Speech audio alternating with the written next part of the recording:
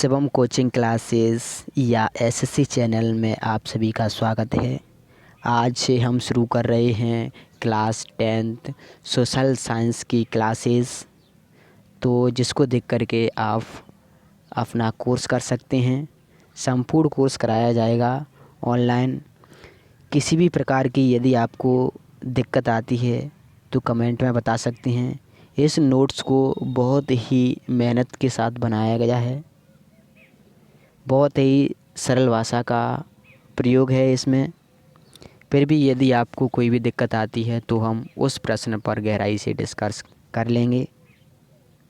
तो चलिए चलते हैं चैप्टर 1 की ओर, जिसमें हम बात करेंगे भारत के संसाधनों के बारे में, जिसमें हम पढ़ने वाले हैं मृदा, जल, वन एवं वन्य प्राणी के बारे में।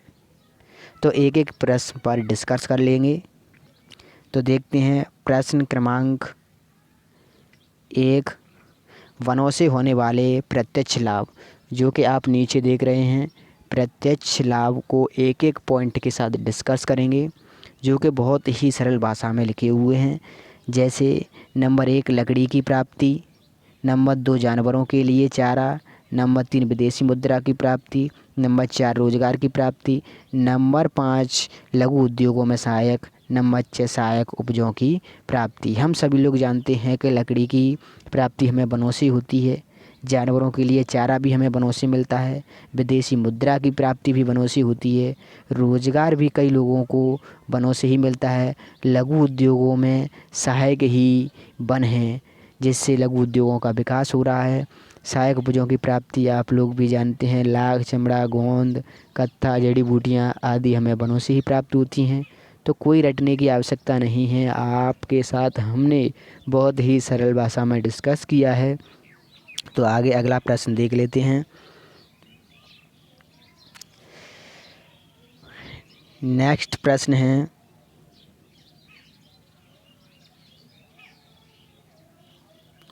नंबर 2, वनों से होने वाले अप्रत्यक्ष लाभ। अपन प्रत्यक्ष लाभों के बारे में ऊपर डिस्कस कर चुके हैं, अब हम करेंगे अप्रत्यक्ष लाभों के बारे में डिस्कस। देख लेते हैं बहुत ही सरल भाषा में। नंबर 1 मिट्टी के कटाव में कमी, नंबर 2 रेगिस्तान के प्रसार पर रोक, नंबर 3 वर्षा में सहायक, नंबर 4 जल स्तर में वृद्धि, नंबर 5 जलवायु को सम बनाए रखना, नंबर 6 ऑक्सीजन की मात्रा में वृद्धि। तो हम सभी लोग जानते हैं जहाँ पर वन होंगे वहाँ पर मिट्टी का कटाव बहुत कम होगा। मिट्टी का कटाव कम होगा तो मिट्टी में पोषक तत्व पाए जाएंगे, जिससे मिट्टी बहुत ही अच्छी उपजाऊ बनी रहेगी।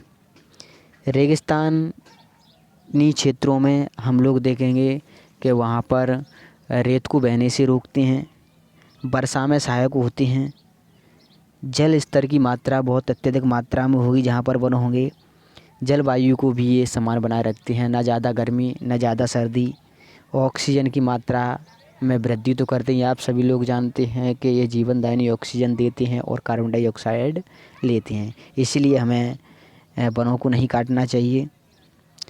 इसी प्रकार अगले प्रश्न पर डिस्कस कर लेते हैं। प्रश्न क्रमांक 3, मृदा अपरदन से आप क्या समझते हैं? तो मृदा का सबसे बड़ा नुकसान अपरदन से होता है, ये हम सभी लोग जानते हैं। वनस्पति विहीन नर्मदा अपरदन की प्रक्रिया तीव्र होती है, जिसके कारण भारत में मिट्टियों की उर्वरक शक्ति कम होती जा रही है। भूमि के अपरदन की यह समस्या देश के लिए चिंताजनक है।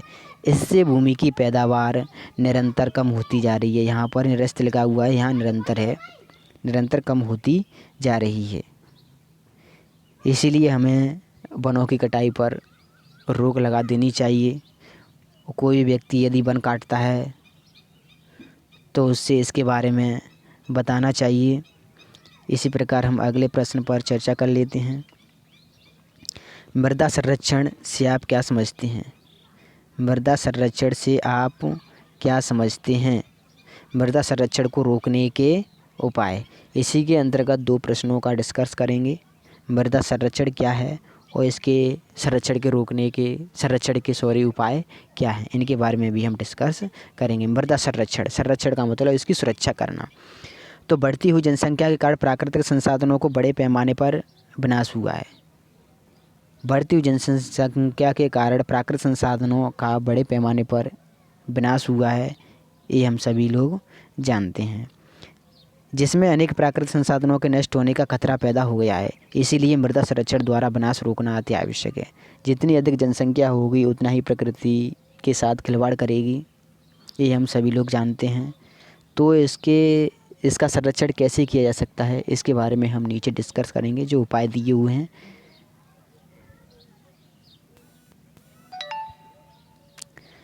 नंबर 1, पहाड़ी एवं पर्वतीय क्षेत्रों में सीढ़ीदार खेतों में फसल उगाई जाए। नंबर 2, खेतों में बंधकार बनाकर नालीदार अपरदन को रोकना। नंबर 3, पर्वतीय ढालों एवं ऊंचे नीचे क्षेत्रों में बहते हुए जल का संग्रहण करना।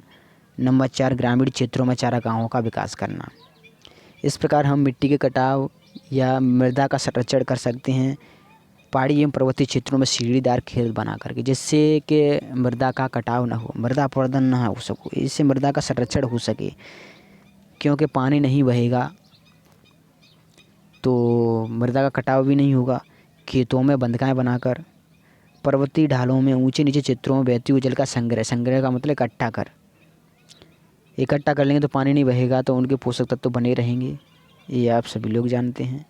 ग्रामीण क्षेत्रों में चारागाहों का विकास करना, जिससे भी मृदा का संरक्षण किया जा सकता है। नेक्स्ट प्रश्न पर चर्चा करेंगे। प्रश्न क्रमांक 5, भौमजल पानी के स्रोत। भौम का मतलब होता है भूमि। भूमि के अंदर से जल को कैसे प्राप्त किया जा सकता है, तो किसके द्वारा अपन प्राप्त कर सकते हैं? कुआं के द्वारा, ट्यूबवेल के द्वारा, हैंडपंप इत्यादि के द्वारा अपन प्राप्त कर सकते हैं। नेक्स्ट प्रश्न के बारे में चर्चा करेंगे। संशोधित वन नीति 1988 का मुख्य आधार क्या है? हम सभी लोग जानते हैं 7 दिसंबर 1988, डेट याद करना है। 7 दिसंबर 1988 को नवीन वन नीति घोषित की गई, जिसके 3 उद्देश्य थे। वो 3 लक्ष्य कौन कौन से थे? नंबर 1, पर्यावरण में स्थिरता लाना। पर्यावरण का संतुलन नहीं बिगड़ना चाहिए, पर्यावरण में स्थिरता लाना इस नीति का प्रमुख उद्देश्य था। नेक्स्ट है जीव जंतु व वनस्पति जैसी प्राकृतिक धरोहरों का संरक्षण करना। जो अपनी जीव जंतु है, वनस्पति है, जो प्राकृतिक धरोहर है, उसका संरक्षण करना, उसकी सुरक्षा करना इसका मुख्य उद्देश्य था। नंबर 3 है लोगों की बुनियादी ज़रूरतें पूरी करना, जिसमें क्या है, जो ग्रामीण क्षेत्रों में जो गरीब लोग होते हैं उनकी छोटी मोटी ज़रूरतें पूर्ण होती रहें, इसका भी ये प्रमुख उद्देश्य था। नेक्स्ट प्रश्न है जिस पर भी हम चर्चा कर लेते हैं। प्रश्न क्रमांक 7, सामाजिक वनों की योजना की सफलता का आधार क्या है?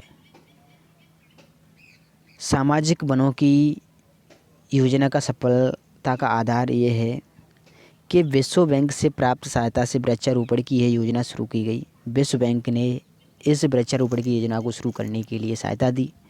इसमें चक्र वानिकी, विस्तारण वानिकी एवं शहरी वानिकी के अंतर्गत खेतों, सड़कों और रेल लाइनों के किनारे वृक्षारोपण किया जा रहा है। इस योजना के अंतर्गत ग्रामीण क्षेत्रों में के खेतों के चारों तरफ और शहरी क्षेत्रों में सड़कों, रेल लाइनों के किनारे पर वृक्ष लगाना इस योजना का प्रमुख उद्देश्य है। नेक्स्ट प्रश्न है प्रश्न क्रमांक 8, भारतीय वन प्रबंधन की स्थापना क्यों की गई? इस पर भी हम डिस्कस कर लेते हैं।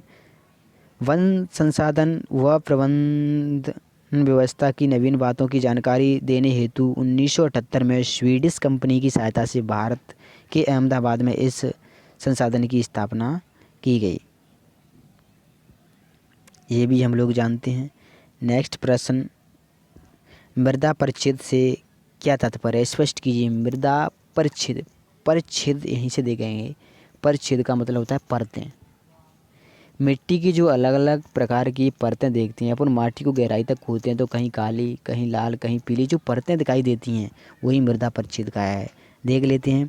पूर्ण विकसित मृदाओं के लंबवत परिच्छेद गठन, रंग और परतें एक के ऊपर एक विध होती है। मृदा की परतों के विन्यास को मृदा परिच्छेद कहते हैं। ऊपरी परत को ऊपरी मृदा, दूसरी परत को उपमृदा, तीसरी परत को अपक्षैद सेल पदार्थ तथा चौथी परत में मूल चट्टानें होती हैं। इसमें ऊपरी परत में ह्यूमस, उसके नीचे जैव तत्वों की प्रधानता होती है। ह्यूमस पाया जाता है, पोषक तत्व पाए जाते हैं जिससे मिट्टी उपजाऊ बनी होती है, उसी को ह्यूमस कहते हैं।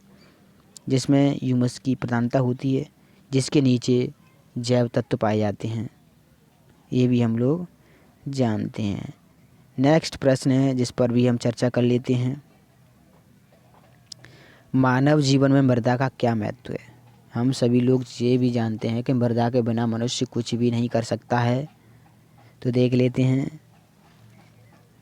मानव जीवन में मृदा का महत्व इस प्रकार है कि मानव मृदा के बिना कुछ भी नहीं कर सकता है। मृदा से लोगों के उद्योग धंधे चल रहे हैं। मृदा के बिना मानव का जीवन संभव नहीं है, क्योंकि बिना मिट्टी के मानव के लिए भोजन पैदा नहीं किया जा सकता। इसलिए मृदा का संरक्षण करना सभी मानवों का पूर्व अधिकार है। और इस मिट्टी के बिना, मृदा के बिना मनुष्य जीवित भी नहीं रह सकता है, क्योंकि ये मिट्टी ही है सब कुछ जो है वो इस धरती पर मिट्टी है। क्योंकि मिट्टी नहीं होगी तो अपन अनाज पैदा नहीं कर सकते। अनाज के बगैर मनुष्य कुछ भी नहीं कर सकता है, ज़िंदा ही नहीं रह सकता है। तो इसीलिए हमें मृदा का अच्छी प्रकार से संरक्षण करना चाहिए। आज हमने 10 प्रश्नों पर डिस्कस किया है। प्रश्न क्रमांक 11 से हम अगले वीडियो में चर्चा करेंगे। जय हिंद।